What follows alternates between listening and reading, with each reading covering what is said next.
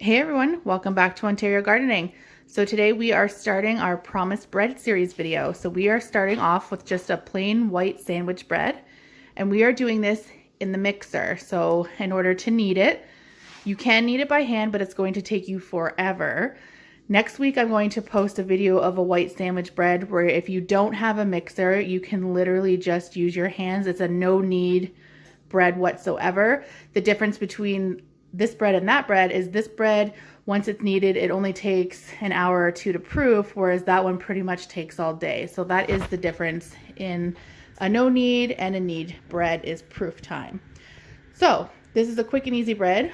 All you need for this is 6 cups of all-purpose flour, 2 cups of water, a 1/4 cup of white sugar, a 1/4 cup of vegetable oil, 1½ teaspoons of salt, and 1½ tablespoons of yeast. The other tools that you will need for this is a thermometer is really handy to test the water temperature, a couple of bread pans. Now this will make 1 loaf if you've got one of those big bread pans. We make 2 loaves in just like these banana bread style pans. It'll make 2 loaves and they come out a pretty decent size. It comes out about the size as like your typical Wonder or Dempster bread. If you're doing 1 loaf out of this, it's going to be a humongous loaf. It will not fit in the toaster, so we like to split this into 2. So anyways, tools, the bread pans, and a big bowl with some cooking spray to grease it when we proof it. Now if you don't have cooking spray and you don't want to go out and buy cooking spray, you could use butter to lightly grease your pan.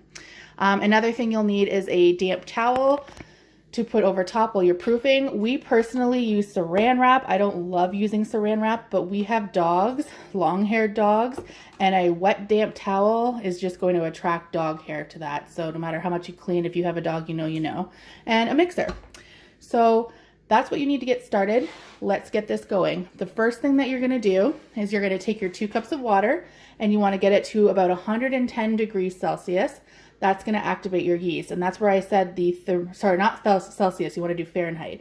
So that's why I said if you have a thermometer, it makes your life a little bit easier. So for about 2 cups, we pop it in the microwave for about a minute till you get it between 100 and 110 degrees. So we're going to go ahead and do that. Okay, so we've got our water temperature at about 112. That's fine. As long as you're not scalding like 120, 130, at that point, you're going to kill your yeast. But now we are going to take that 1/4 cup of sugar and put it into the water and just mix that around real quick to get the sugar dissolved a little bit into the water. And after this part, we're going to take that 1½ tablespoons of your yeast and we're mixing that in. And same thing, we're going to stir that around. Get that all incorporated into the water. And then this is the part where you're going to wait about 5 minutes and you're going to want that yeast to activate in that water. And what you're looking for is like a layer of froth on the top. And I will show you what that looks like when we're done. But yeah, so you're going to have like a layer of like almost like a meringue, what it looks like on the top. And you know that that has activated your yeast and you're good to go. If it doesn't activate and you don't get like that frothy layer on the top, you've probably killed your yeast. Either the water was too high or it wasn't high enough. And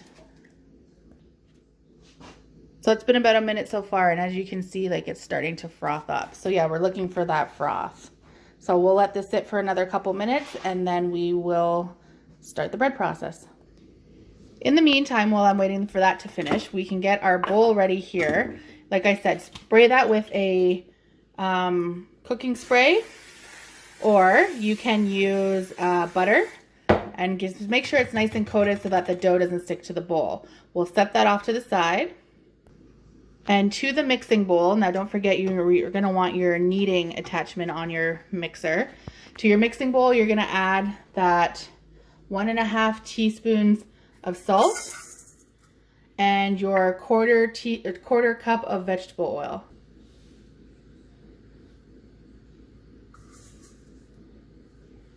Perfect.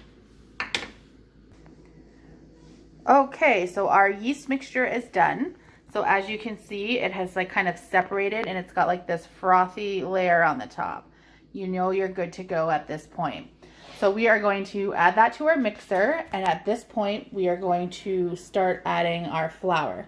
So as I said, you need 6 cups of flour, so go ahead and add this in. So we've got that in there with the vegetable oil and the salt. We have moved our mixer up. I'm sure I don't have to tell you how to use your mixer, but we're moving it up because we're gonna start the process. And for the KitchenAid mixer, we're gonna put it on 2, and we're gonna start adding that flour. Okay, so first cup is in, and here we are starting it at 2. So that's what it looks like in there. And we're gonna slowly add each cup of flour. That's the second cup.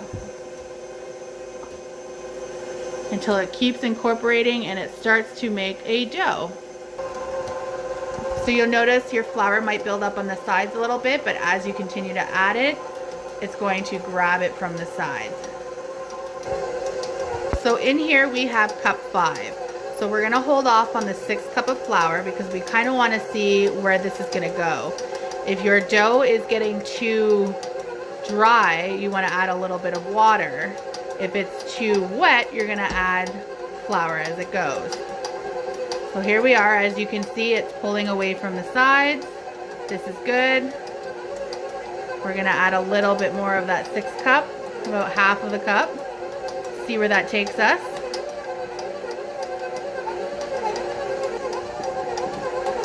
So it's coming away no problem. It's still a little sticky. We're adding the rest of that flour.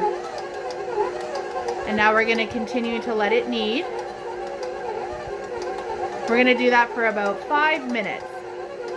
So just keep an eye on it, make sure it's still pulling that flour away, and then now we can walk away for about 5 minutes. Okay, so this, I hope you can hear me over this mixer. This is pretty much where we're at and we're ready to go. It has pulled completely off the sides and the bowl almost looks clean. So we are going to stop this mixer and move it to a floured surface.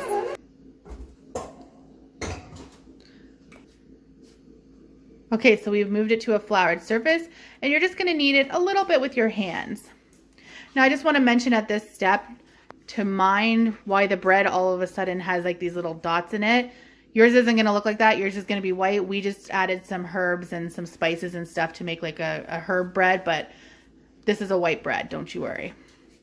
We can do that in a separate video, just to kind of talk about additions that you can add. But anyways, so we've kneaded this bread. We're gonna knead it into a little bit of a circle. And now we're going to just circle it up. And we're going to put it into that greased pan, circle side down, if that makes sense. So we're just gonna lift it up and just kind of plop it in with the seam up. Spread some of that oil around on the ball a little bit. And now we are going to put either that damp dish towel or, in our case, Saran wrap over top, and we're going to proof it. Now, there is 2 ways to proof this. If you don't have a bread proofer on your oven, so we have, as you can see, a bread proof that we just hit bread proof and we can throw it in the oven. If you have that, no problems. Hit the bread proof, throw it in the oven. We're going to proof for an hour in that oven. You're also going to proof, if you don't have that, you can put it just in a nice warm spot. So like on the top of your fridge, or you can still do it on top of the oven if you want. But as long as you have it to a decent temperature, you're going to let that proof for an hour just sitting on the counter on top of the fridge wherever you can. Okay, so our dough has been proofing for an hour. As you can see, it has almost doubled in size. We are now going to push this down and release the air out of it. So as you can see, it deflates. And now at this point from here, we are going to transfer it back to a floured surface so that we can knead it out a little bit. So you're just going to flatten it out a little bit. Now at this point, like I said, this is supposed to make one humongous loaf. We make 2 out of it. So you can use a knife. We're using a bench cutter to split that down the middle.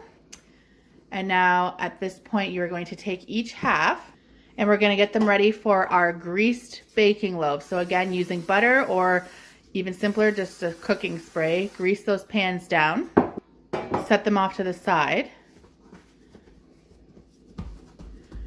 And now as you can see, we're just using our hands and we're getting all of the air out and getting it into just kind of a rectangle shape to roll it into this loaf. So now we're going to start rolling it towards us. pinch the ends.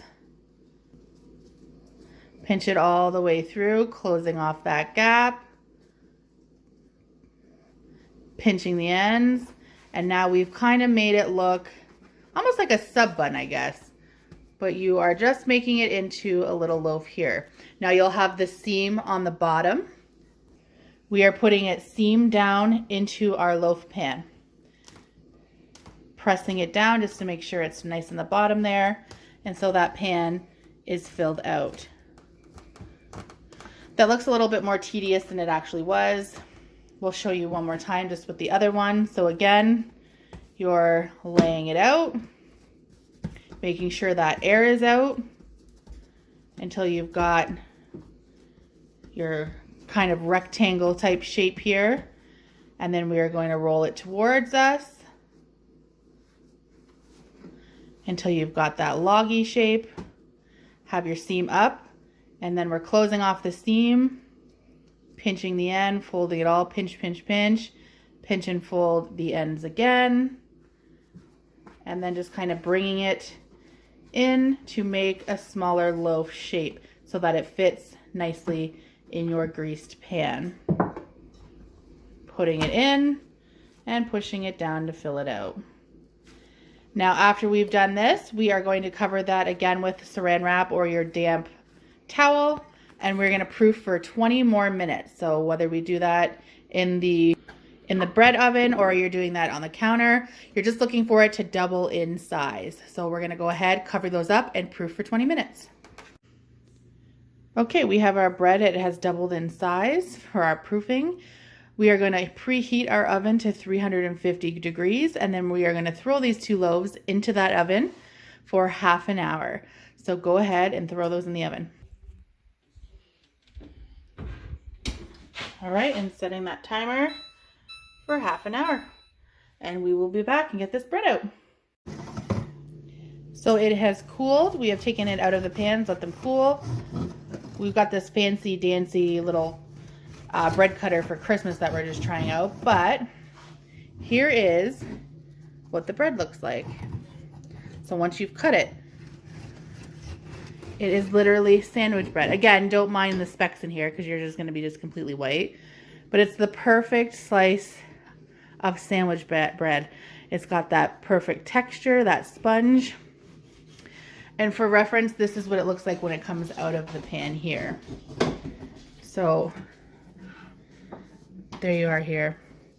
So that is making white bread, white sandwich bread with the kneader. So again, follow us and we will show you ways to make the bread without having the kneader. And we're going to show you other cool things like bagels and rolls and sourdough, which is a huge thing. So we will talk to you later. Bye.